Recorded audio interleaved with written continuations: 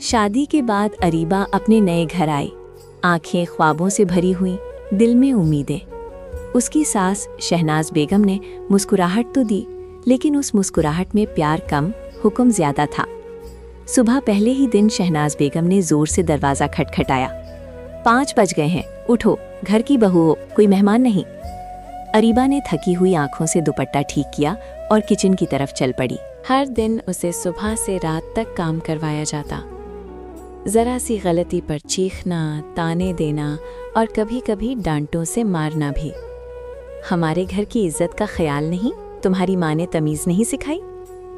अरीबा चुप रहती, क्योंकि उसने माँ से सुना था, बेटी ससुराल ही तेरा असल घर होता है।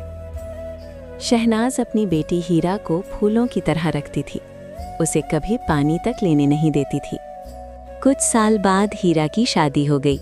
रुखसती के वक्त शहनाज बेगम रो रो कर दुआ कर रही थी, या अल्लाह मेरी बेटी को हमेशा खुश रखना, उसे कभी तकलीफ ना हो। अरीबा ने चुपचाप ये मंजर देखा। उसकी आंखों में दर्द था, लेकिन जबान पे सब्र। हीरा के ससुराल में भी सुबह 5 बजे दरवाज़ा जोर से खटखटाया गया। उठो, बहू हो, काम करो। उसकी सास उसे हर बात पर जलील करती, जरा सी गलती पर उसे भी डंडा दिखाया जाता।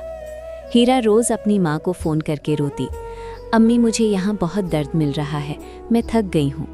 शहनाज बेगम का दिल कांप उठता। हीरा रो कर बोली, अम्मी मेरी सास कहती है कि बहू तो बस काम के लिए होती है, उसे प्यार की क्या ज़रूरत। ये लफ्ज़ शहनाज के दिल में तीर की तरह लगे। यही अल्फाज तो वो खुद अरीबा से कहती थी। उसे अचानक अपने हर जुल्म याद आने लगे। अरीबा की आंसुओं भरी आंखें, उसकी खामोशी, उसका टूटना। शहनाज बेगम गिरकर सजदे में रो पड़ी, या अल्लाह मैंने भी तो किसी की बेटी के साथ जुल्म किया था। शहनाज ने पहली बार अरीबा को प्यार से बुलाया, बेटी मुझे माफ़ कर दो। अरीबा हैरान रह गई, उसने कभी ये लफ्ज़ नहीं सुने थे। शहनाज ने रोते हुए कहा, मैं भूल गई थी कि मेरी बेटी को भी किसी का घर बसाना है। आज जो मेरी बेटी के साथ हो रहा है वो मेरी ही गलतियों का सज़ा है। अरीबा ने आंसुओं के साथ कहा, अम्मी अगर आप सच में बदलना चाहती हैं तो मुझे बेटी बना लीजिए, बहू नहीं।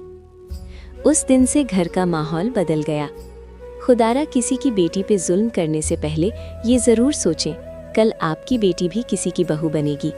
जुल्म कभी खत्म नहीं होता, वो बस घूम कर वापस आ जाता है। जो आज किसी और की बेटी के साथ करोगे, कल वही आपकी बेटी के साथ होगा।